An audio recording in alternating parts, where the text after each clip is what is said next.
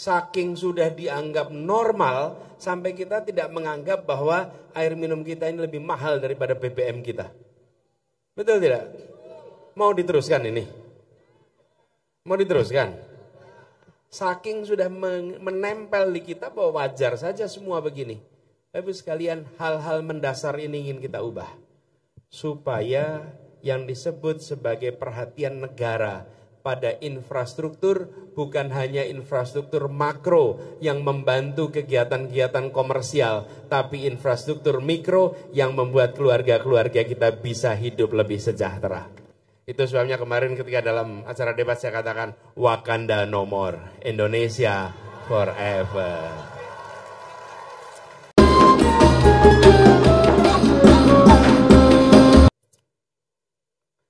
Ketika berbicara tentang kemajuan, adil, makmur, maka kita harus membayangkan perasaan maju, perasaan makmur, perasaan adil itu hadir di tingkat rumah tangga. Bukan adil yang ada di tingkat statistik nasional saja, tapi di tingkat rumah tangga. Ketika rumah tangga merasakan ketenangan. Kenapa? Karena mereka bisa hidup sejahtera, bisa mendapatkan pekerjaan yang layak, bisa menabung karena pendapatannya dengan pengeluarannya lebih besar pendapatannya, bisa membuat anak-anaknya sekolah, kesehatannya terjamin, punya peluang untuk hidup lebih baik bagi generasi masa depan. Bila itu di tingkat keluarga beres, maka di masyarakat beres, di tingkat negara beres.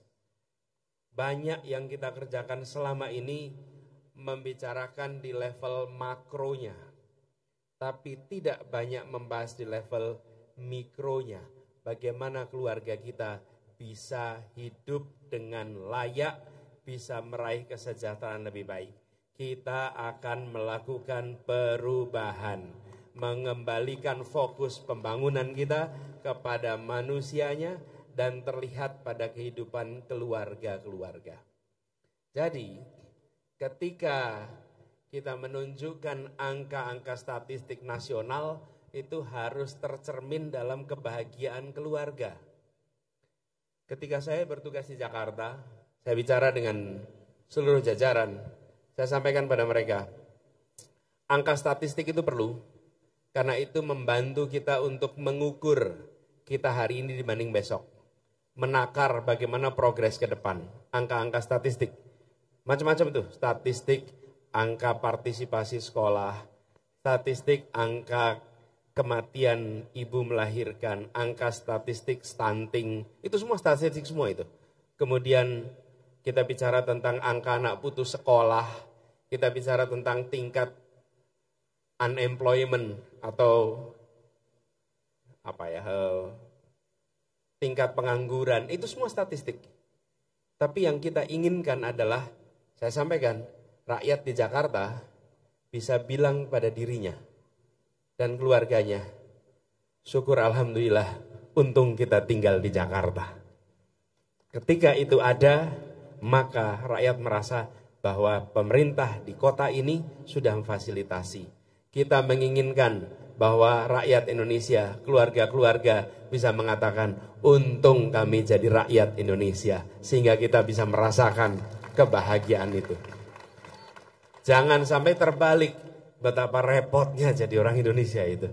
Berapa menderitanya jadi orang Indonesia itu. Nah, ini artinya kita harus membereskan yang mikro. Betapa banyak rakyat kita yang tidak punya fasilitas air minum yang sehat, air bersih.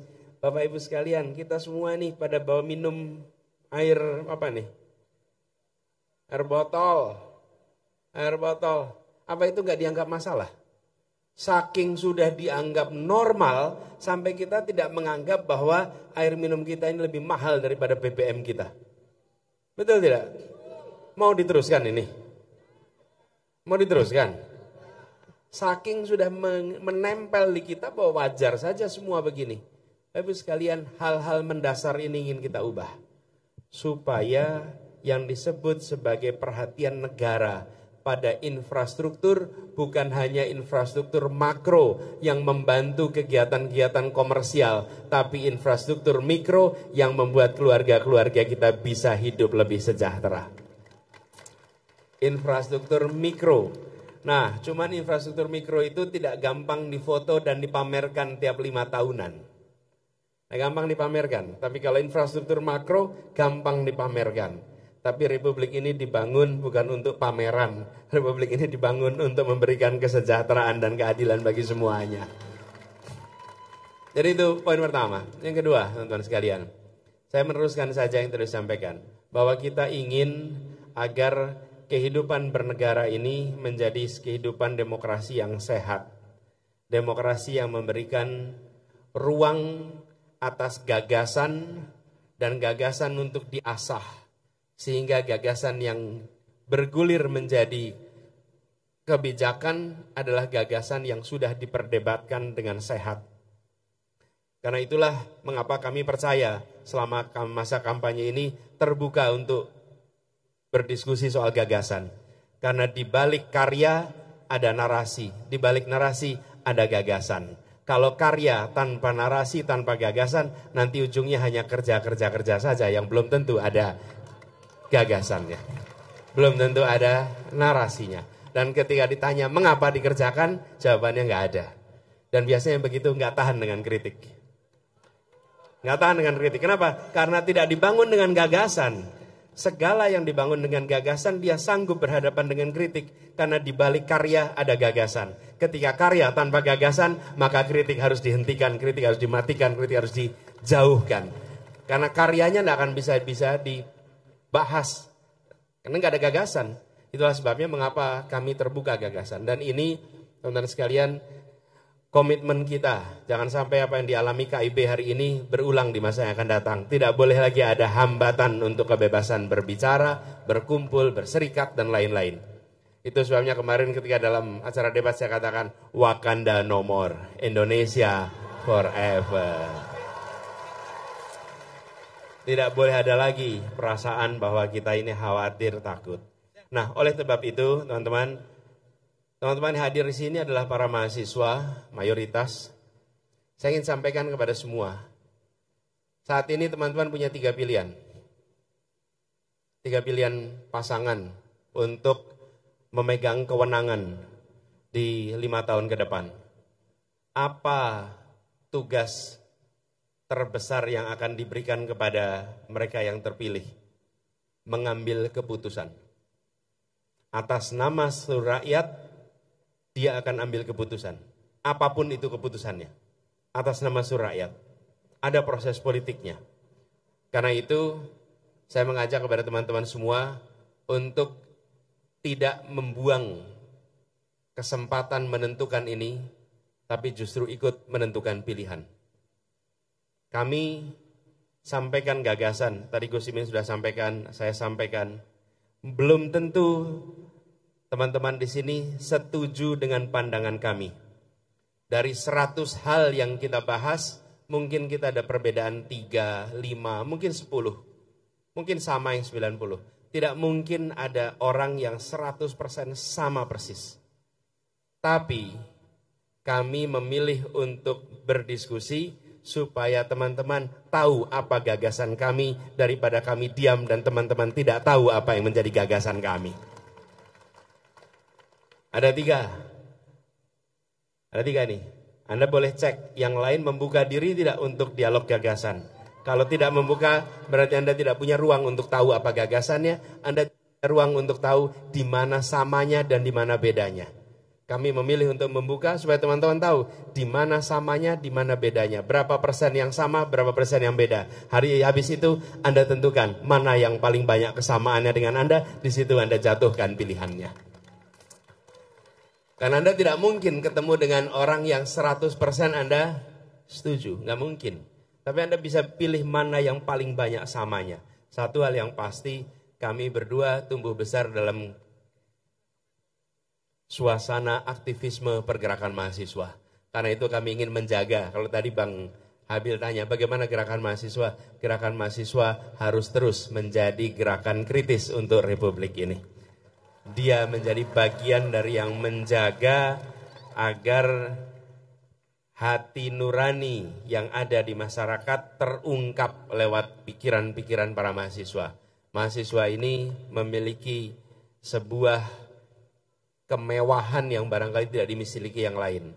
Punya kekuatan intelektual, berada di dalam ekosistem akademik, mengemban peran sejarah sebagai generasi yang maha atas kesiswaannya, dan berjarak dengan kekuasaan, baik kekuasaan politik, kekuasaan militer, kekuasaan ekonomi, sehingga punya ruang untuk objektif. Dan kami melihat ke depan bahwa peran ini harus dijaga, kritis harus dijaga. Dengan begitu Republik ini terasa sebagai Republik yang demokratis. Bapak Ibu sekalian, kita nanti akan berdiskusi, membahas banyak hal, dengan senang hati menjawab dan merespon aspirasi harapan. Tapi kami juga berharap Bapak Ibu sekalian, teman-teman semua, kami mendekati proses pemerintahan sebagai kolaborasi. Kolaboratif, artinya apa? Bukan hanya segala solusi datang dari pemerintah. Sebagian solusi itu justru datangnya dari masyarakat. Yang dimiliki negara adalah kewenangan. Dengan kewenangan itu punya kekuatan fiskal. Tapi negara belum tentu punya kreativitas. Negara belum tentu punya inovasi. Negara belum tentu punya pemahaman mendasar atas kondisi di lapangan. Negara belum tentu punya jaringan atas apa yang sesungguhnya terjadi di lapangan. Rakyat yang punya. Karena itu saya berharap sore hari ini bukan hanya mendapatkan pertanyaan, tapi kami juga berharap mendapatkan ide gagasan dari anak muda untuk Indonesia ke depan. Ide dan gagasan inilah yang kita butuhkan. Dengan begitu kita belanja ide, belanja gagasan pada anak-anak muda. Dan anak-anak muda sering berada di dalam tabir ketidaktahuan, veil of ignorance. Apa tabir ketidaktahuan itu? Tabir ketidaktahuan membuat kita bisa berpikir dengan jernih dan adil. Kenapa? Karena tidak tahu konsekuensinya. Menurut kami harusnya begini, tanpa memperhitungkan siapa dapat apa, berapa besar, kapan, di mana. Kalau sudah lewat masa itu, Anda akan tahu konsekuensi dari setiap usulan. Itu yang kami maksud sebagai keuntungan berada di dalam tabir itu. Sehingga dingin, objektif, dan insya Allah orientasinya pada kebermanfaatan. Terima kasih. Assalamualaikum warahmatullahi wabarakatuh. Waalaikumsalam warahmatullahi wabarakatuh.